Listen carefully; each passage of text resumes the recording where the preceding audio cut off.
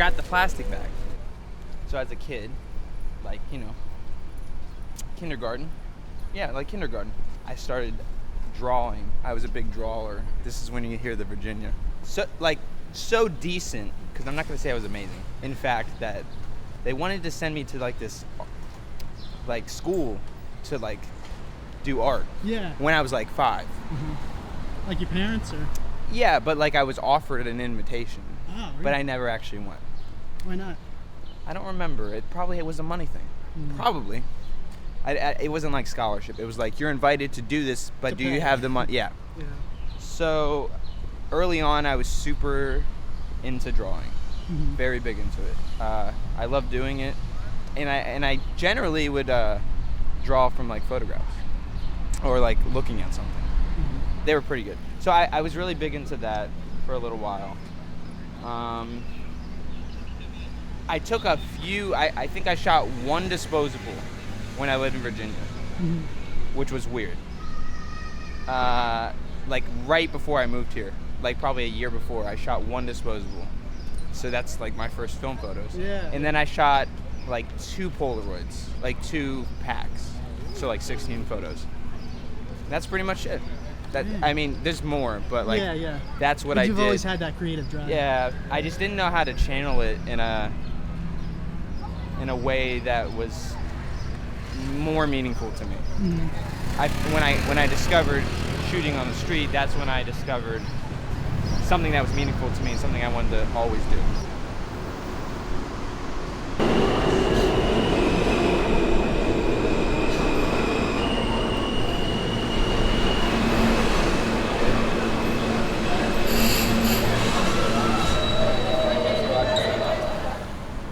What was the path that led me to New York? Yeah. I'm going to give a very brief summary without being super descriptive because it's kind of sad. But my mom and I had a lot of issues growing up, and an unfortunate incident occurred where I ended up living in a car for 6 months, and then I met a girl who went to SVA in New York, and at the end of the summer she was returning, and she said, "Trevor, why don't you come up for a week and try to like figure some things out?" Yeah. And I came up for that week, and then 2 weeks happened, and then 3 weeks happened, and then the roommate was like, "Are you gonna start paying rent?" And I was like, "I guess." So then I found a job, and then I never left. I moved to New York with $20. That's all I had, and like a bag, a bag of clothes. That's it. Damn. That's how I got here. But without Ashton, I would have not done any of this. Nothing. I don't know where I would be right now. I'd probably be in Virginia, which would suck. So yes, I worked at Joe for 4 years. I worked from 2017, like probably 2 weeks after I moved here, to 2021, November.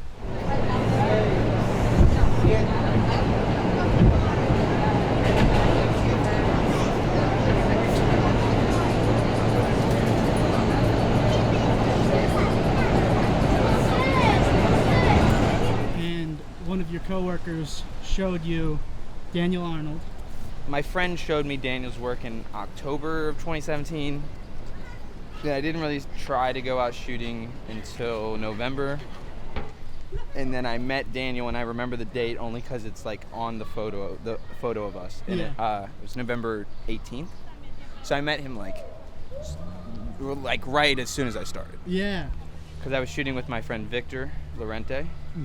Because I had DM'd him, and I said, "You're really good. You do well on the street. Would it be okay if you just showed me some stuff? I'm just curious." And he was like, "Yeah." And we're walking down Fifth Avenue, or up Fifth Avenue actually, and I look over and I say, because I'd already seen the Daniel videos on YouTube because I did my research, and I look over and I say, "Victor, that's Daniel. It's Daniel." And he goes up to Daniel, he's like, "Daniel, what's up?" Because they're friends.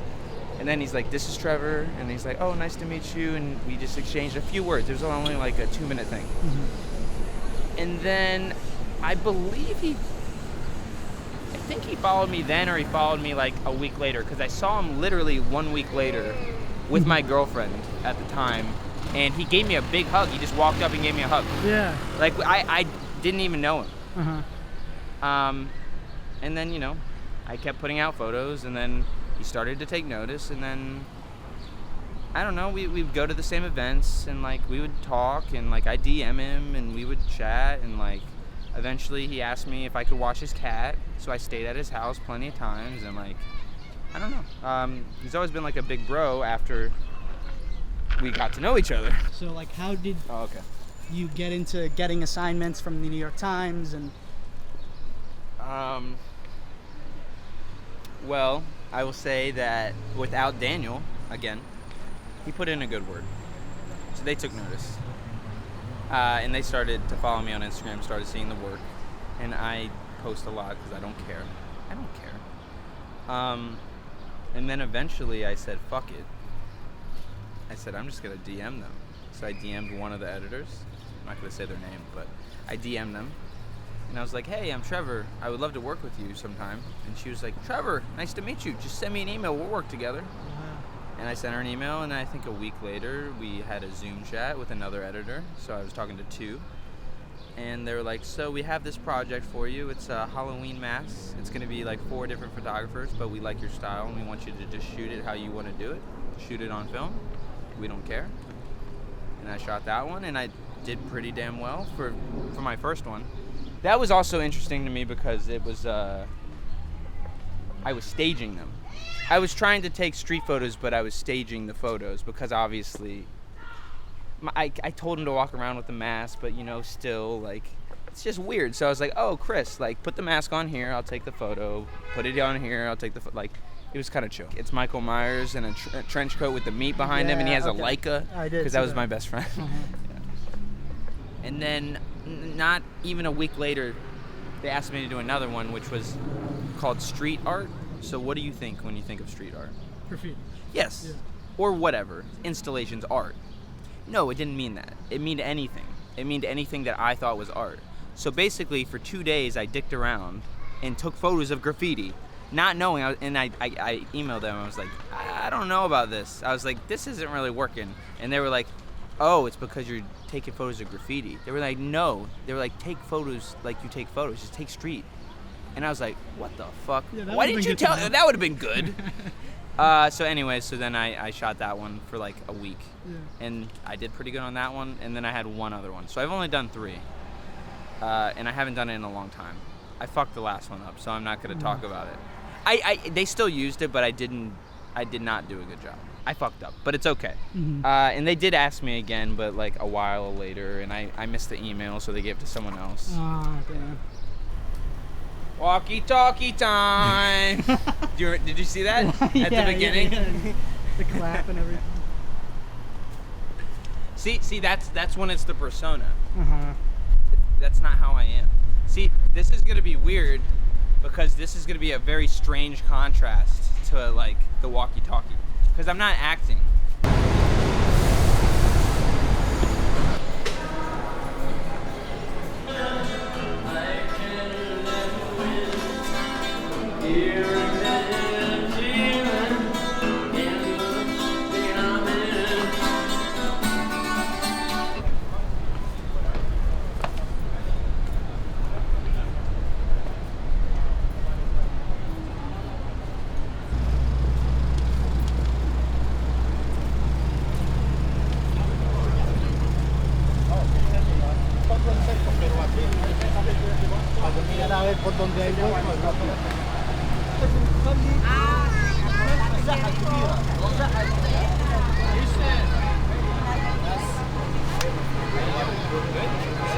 I'm just hanging out. But nice to see you. I'll see you soon.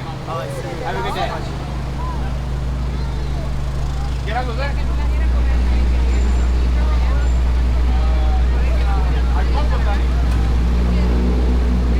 I mean, I have very, very rarely staged a photo. And it's not even staging. It's like, how do I describe it? There's been very few. I've never.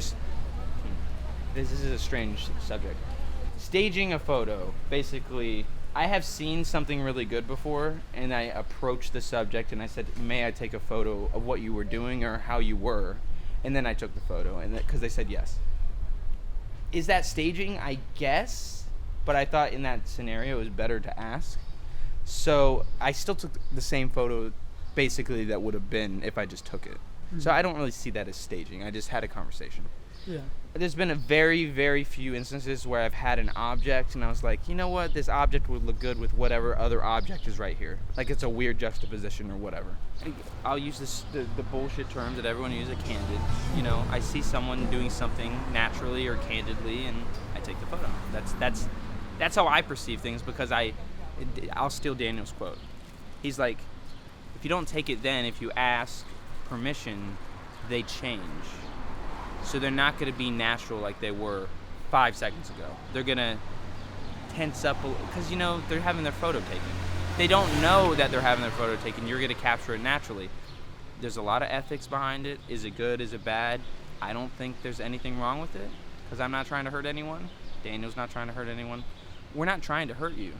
You know what I mean? Also, the other thing about ethics in street photography, which kind of sucks, is like sometimes people think that we're taking advantage of these people and like trying to profit off of their image, which I understand, but that's not really what it's about. I think what we're trying to do is capture a moment in time.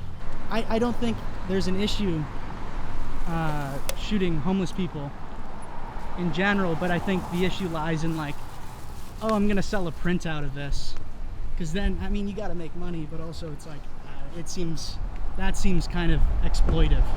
Yeah, I have no problem shooting someone in need. That's how I'm gonna put it. I have no problem doing it. I tend to try to not make the photograph about that. But sometimes there is something so, I'm gonna use a vulgar term, fucked. As in, they are really not good, but somehow it's still worth taking the photo. And somehow, in some way, maybe I'm sick, but it's kind of beautiful in a sad, tragic way. So I have no problem taking a photo of someone like that if I feel like it's beneficial for the world to have the moment. I don't show a lot of it, but I have some photos that are really heartbreaking, and that's really what it is. You see these photos and you're like, damn, but you're kind of like, I get why you did it. Like, I'm not judging you for doing that, because it's not like I just went up to him and I'm like, oh my God, this is so good. No, I just saw it and I was like, that's very sad, but I think I should capture it. And I think the photos translate that way in those specific instances. Oh my God. Oh, that scared the shit out of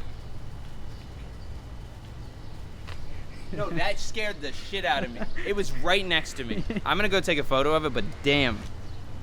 I'm gonna take it. Fuck. Is that a rat? Yeah. Yeah.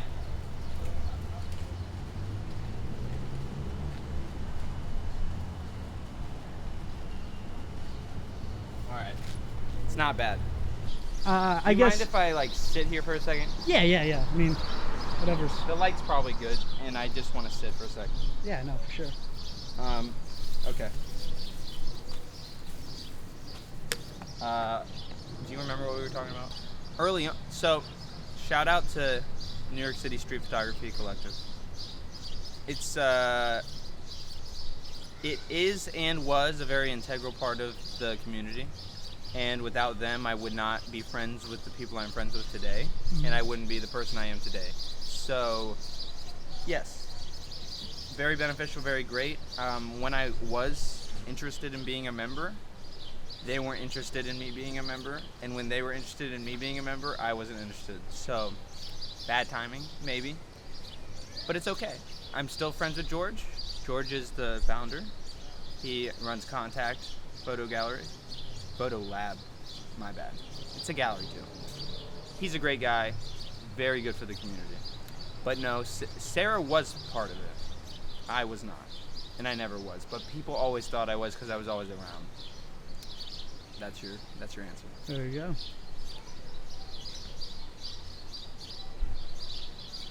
Sad eyes. Getting there. No, I'm not sad.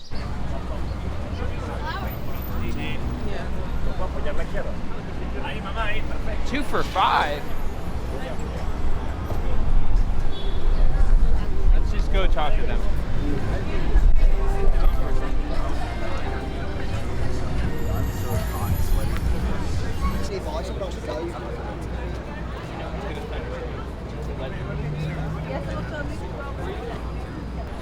Sheenon. Put it out there?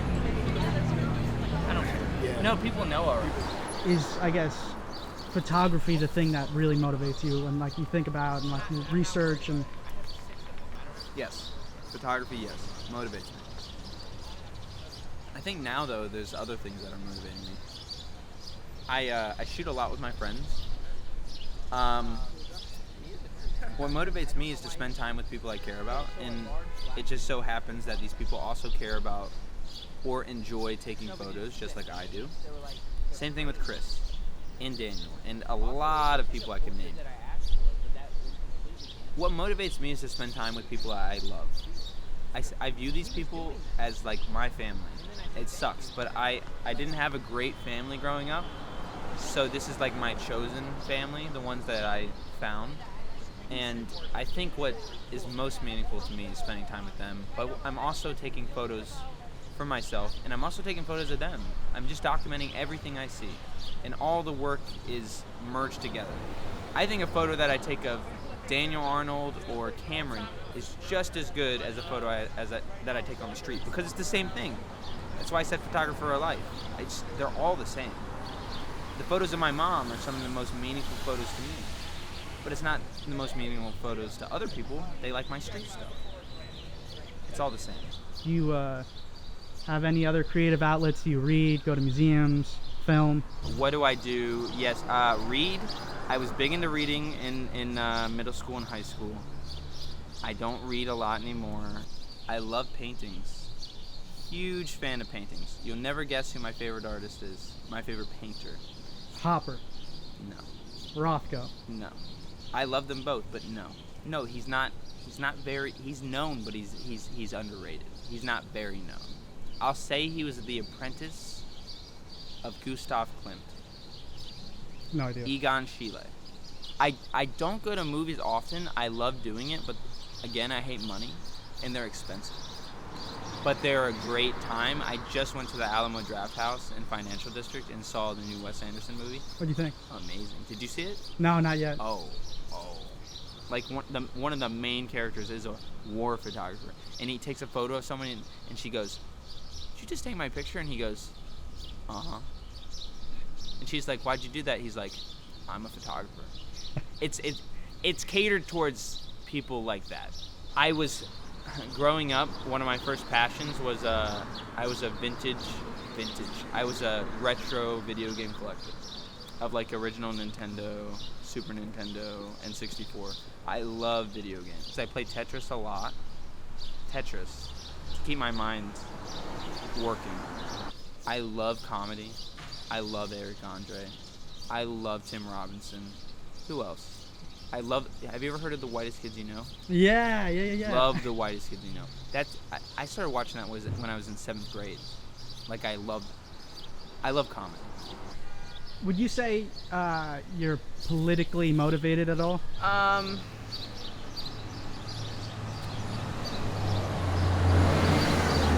don't keep up with the times a lot. Like I'm aware of things going on. I used to read, I don't know if you know about this, but the New York Times would put out like a morning, like The Morning Report or something? yeah, and I used to read that every day on the train. So I would understand what was going on in the world. I'm not politically motivated. I honestly don't really care.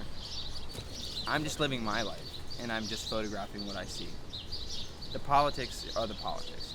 I know it will have effect on a lot of people, and that might be selfish of me to say that, but I don't really have any control. And I don't think any of us really have a lot of control over what will happen and who's going to be in power and the political climate. So it doesn't really affect me a ton. I've done Model UN.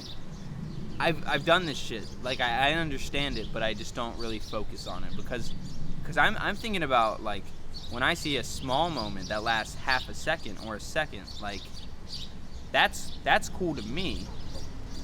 I'm not really thinking about the other stuff because I'm so attuned to just what is happening presently in front of my eyes whenever I'm out or even in my house. Like I'll see a small moment with with a loved one, and I'll take a photo.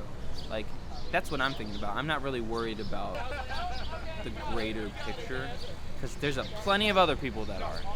I don't have to be focused on that, in my opinion. The right way? Yeah. I don't think so either.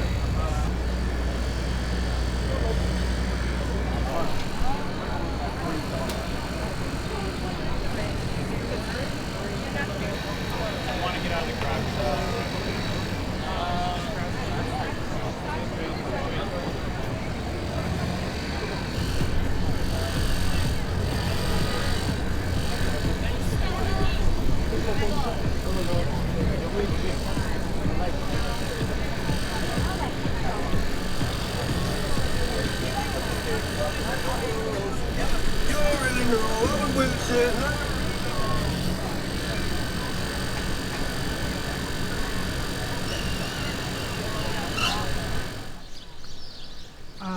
So last year, my mom went through this. She got this disease. She lost use of her legs. Is this a mom question? Okay, If, fine. if No, I'm good. we don't have I'm to. good. No, I'm I good. guess what advice would you offer for me to try to, live my life, but also help my mom? Okay, I'm gonna use an example because it's gonna speak from personal experience. Obviously, you're making this. You care deeply about videography. Is that a correct term? Yeah. Okay. Being a filmmaker, I would say focus as much as you can on it. Spend time with her. I'm sure she's fine. I hope she's fine, but you never know. I always said to my mom, she said, I'm dying, it's gonna happen soon. And I was always Mr. Positive, Mr. Optimistic, like, no, it's okay, you're gonna be fine. I know you're tired, I know you're in pain, but we'll get through it. And she lasted a lot longer than she was supposed to. She was diagnosed with stage 4, like a long time ago, and she made it 5 years with stage 4. It might have been stage 3, but the point is, like, she lasted a lot longer, and it's because my mom was a very strong-willed person, and she was very uplifting and positive. We had our problems, but I would say focus on what you're doing creatively, spend time with her at the same time. And honestly, my mom didn't support what I was doing. When I first came here and I told her what I was doing, she thought I was insane. Which it kind of sounds insane if you're a parent. Oh, I'm taking photos of strangers, it's great. And she's like, you're gonna get the shit beat out of you. Oh, I got punched yesterday. First time, by the way, ever. Not ever being punched, but ever on the street. And I didn't even take a photo. But the point is that focus creatively. And 4 years after I started taking photos, I had made a zine. I had raised $16,000 with a print sale for my mom that I gave her for her medical bills. I didn't make a dime. And she was very proud of the person I became. So I would say just do what you're doing now. Spend time with your mom. And I'm sure she's already proud of you, but she'll be even more proud of you for pursuing the dream that you want to achieve. Was that the last one? Yeah, Okay. That was the last question.